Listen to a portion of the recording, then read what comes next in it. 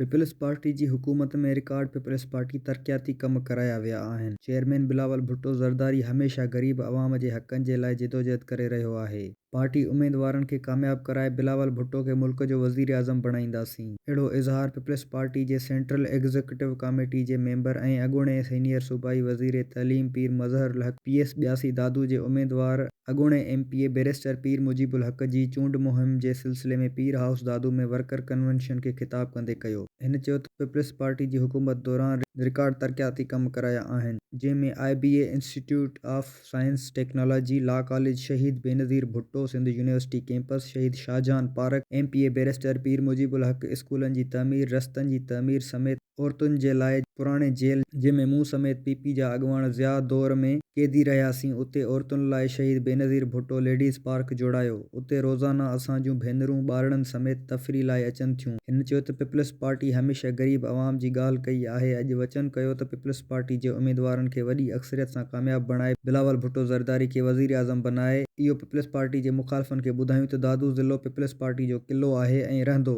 उन मौक़े ते उते मौजूद हज़ारे पीपल्स पार्टी जे जियालनि, कारकुननि ऐं शहरियुनि हथ मथे करे जीए भुट्टो जा नारा हणी जीए बिलावल भुट्टो ज़रदारी जे पुरजोश नारनि जी गूंज में पीपल्स पार्टी जे उम्मीदवारनि खे कामयाब कराइण जो वचन कयो। उन मौक़े ते शफ़ी मोहम्मद मेमुण, M उमर पंवर, अहमद नवाज़ सोलंकी, अब्दुल हक बिरोही, शहज़ाद भंड, अब्दुर रहमान पंवर, हाजी गुलाम हैदर खोसो, नज़ीर अहमद कंबराणी ऐं ॿिया पिणु मौजूद हुआ। अली रज़ा चन्ना, इबरत न्यूज़ दादू।